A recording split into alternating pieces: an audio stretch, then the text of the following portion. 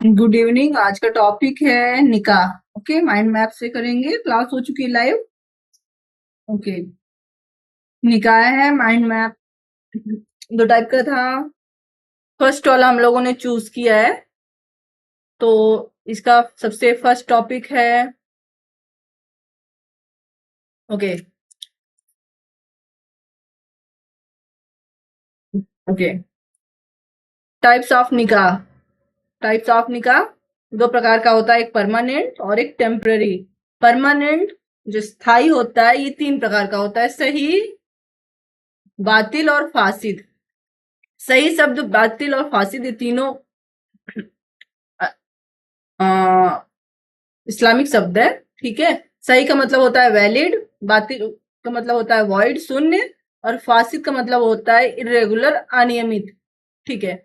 क्या है सही का क्या मतलब है? जब शादी की सारी इस्लामिक कंडीशन, जब शादी में सारी पूरी होती हैं, तो ऐसी शादी सही होती है, मान्य होती है।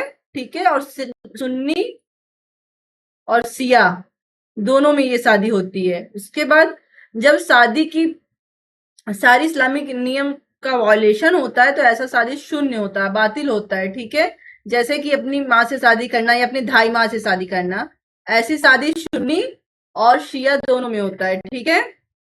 हासिद इरेगुलर शादी है, ये शिया में नहीं होता है, सिर्फ सुन्नी में होता है। ठीक है। क्या होता है इसमें?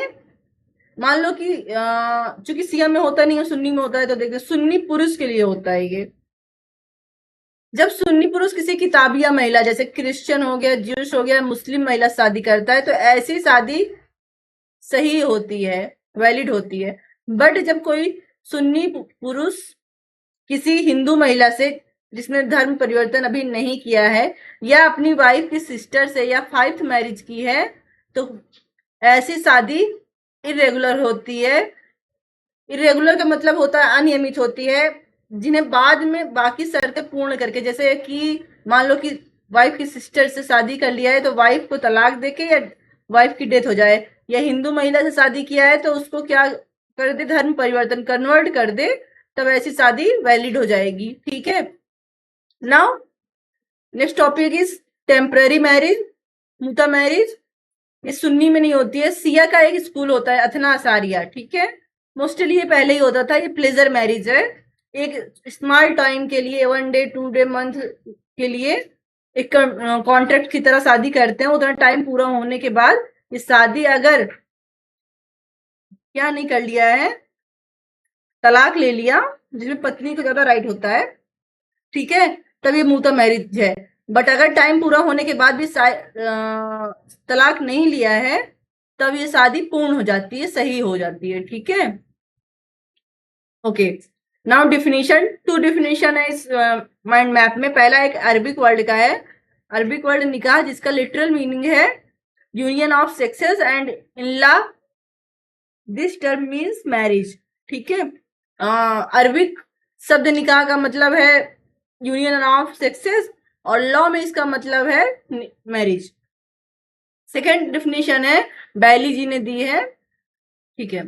A contract for the purpose of legalising sexual intercourse and protection of children. मतलब संबंध को, शारीरिक संबंध को जो है मान्यता देना, और जो बच्चे पैदा हो रहे हैं उनको मान्यता देना, ये दोनों कार्य जिसके द्वारा किया जाता है उसको क्या कहते हैं? एक संविदा। कैसी संविदा? विवाह की संविदा। ठीक है। अगला है, क्या कैपेसिटी होनी चाहिए निकाह करने के लिए? दोनों पक्ष का साउंड माइंड होने चाहिए, जैसे कि कॉन्ट्रैक्ट करने के लिए होते हैं। अगर कोई हाँ, निकाह जो है आप ऐसे इंसान से नहीं करोगे जो मान्य नहीं, जो हराम है। जैसे वाइफ की सिस्टर से, तो सिया में तो शून्य होता है, लेकिन अभी बताया सुन्नी में अनियमित होता है। एग्जाम्पल इसका सबसे अच्छा है धाई माँ, जिनका दूध पिया है। ठीक है। अपनी माँ के अलावा, या और उनकी बेटी या बेटे से। दूसरा, एज ऑफ प्यूबर्टी, 15 साल पूरा हो जाना चाहिए।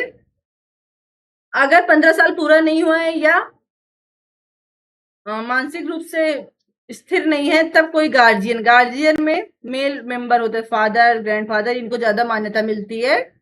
ऐसे लोगों द्वारा किया गया निकाह मान्य होता है, लेकिन इसमें लड़कियों को 15 साल यौनावस्था प्राप्त होने पर, प्यूबर्टी होने पर तलाक लेने का अधिकार दिया जाता है। ठीक है, पुरुष को नहीं दिया जाता, लड़कों को नहीं दिया जाता। Now what is the nature of Muslim marriage? It's a contractual, संविदात्मक नेचर है इसका। ठीक है, क्या क्यों संविदात्मक है? क्योंकि इसमें प्रपोजल हो रहा है। ऑफर, ऑफर एक ब्रिटिश शब्द है। ठीक है, ब्रिटिश लॉ में यूज होता है, हमारे यहाँ प्रपोजल यूज होता है। एक्सेप्टेंस है पार्टी में, हस्बैंड और वाइफ दोनों पार्टी में। ठीक है, दूसरा एलिमेंट्स देखते हैं। कैपेसिटी होनी चाहिए, जो भी हमने ऊपर देखा, 15 साल वगैरह वगैरह। उसके बाद प्रपोजल और एक्सेप्टेंस होना चाहिए। प्रपोजल को इजाब बोलते हैं, एक्सेप्टेंस को कबूल बोलते हैं। स्वतंत्र सहमति होनी चाहिए। कंसिडरेशन एज ए आप ले सकते हो मेहर। ठीक है, मेहर होता है जो दूल्हा देता है दुल्हन को, लड़का लड़की को देता है। वाइफ का पूरा राइट होता है मेहर पे, और कोई कानूनी बाधा नहीं होनी चाहिए। अब देखिए, गवाह होने चाहिए। निकाह होते समय गवाह होना बहुत जरूरी है, लेकिन सिर्फ सुन्नी में ही गवाह चाहिए। कम से कम 2 पुरुषों, कम से कम, या अगर 2 पुरुष नहीं है तो 1 पुरुष और 2 महिला हो गवाह के लिए। सिया में निकाह के लिए गवाह की जरूरत नहीं होती है, बट तलाक में इसका उल्टा होता है। जब तलाक पढ़ेंगे तब देखेंगे। ठीक है, रजिस्ट्रेशन कराना है हम, तो मुस्लिम मैरिज में पहले ये देखिए, निकाह नामा ऑलरेडी होता है, शादी के टाइम पे ही गवाह और दोनों पक्षकार साइन कर लेते हैं। उसके बाद 1981 में एक एक्ट आया था, मुस्लिम मैरिज रजिस्ट्रेशन एक्ट। इसका सेक्शन 3 जो है, इसमें दिया गया है कि शादी के 30 दिन के अंदर आपको रजिस्ट्रेशन कराना है। ठीक है ना। प्रिजम्पशन ऑफ मैरिज, प्रिजम्पशन क्या है? उपधारणा। कब माना जाएगा कि कोई पक्षकार शादीशुदा है, इन्होंने निकाह किया हुआ है? तो सबसे अच्छा होता है कि किसी ने शादी होते हुए देखा हो। ठीक है, इसका भी सबसे अच्छा सबूत है निकाहनामा। ठीक है, किसी के पास कागज है, जैसे जमीन का कागज होने पर हम प्रजम्पशन करते हैं कि उन्होंने क्या किया, जमीन खरीदा हुआ है। ठीक है, दूसरा है, ऐसी परिस्थिति में है वो कि देखने पर ही लग रहा है, प्रजम्पशन हो रहा है, देखने पर ही लग रहा है कि ऐसी शादी क्या है, निकाह है। तीसरा, एक साथ बहुत दिन से सहवास कर रहे हैं as a husband and wife. ठीक है, कोई हस्बैंड है, कोई औरत कहती है मेरे पास जो चाइल्ड है, जो ऑलरेडी किसी और से मैरिड नहीं है, ये बोलती है मेरे हस्बैंड भी है और बच्चा भी निकाह है, और ये हस्बैंड क्या कर रहा है, बच्चे को एक्सेप्ट कर ले रहा है। ठीक है, now all of the above should be conductive. Conductive का मतलब है कि ऊपर जितनी भी शर्तें दी हुई हैं, ये पूर्ण रूप से सिद्ध होनी चाहिए। प्रिजम्पशन हो रहा है, जाहिर सी बात है कोई सबूत देकर इन सबको काट भी सकता है। ठीक है, इंडियन एविडेंस एक्ट में है वो। Now one of the most important case है अब्दुल कादिर वर्सेस सलीमा, 1886 का केस है ये। इसमें कोर्ट ने कहा, चूंकि मुस्लिम विवाह में इजाब होता है, ऑफर प्रपोजल होता है, कबूल एक्सेप्टेंस है, मेहर है, कंसिडरेशन, और from the another side which must be out of free will, स्वतंत्र सहमति है।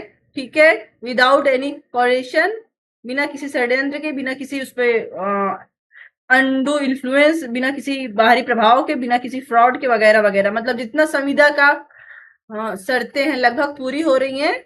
इसलिए प्रारंभिक रूप से क्या होता है, मुस्लिम विवाह क्या होता है, संविदात्मक होता है। जैसे जैसे हिंदू विवाह क्या होता है, धार्मिक होता है, अब संविदात्मक भी हो गया। संविदात्मक मतलब जहां कुछ कुछ संविदा की भी शर्तें पूरी हो। चलिए ठीक है, फिर आज के लिए बस इतना ही। Thank you so much.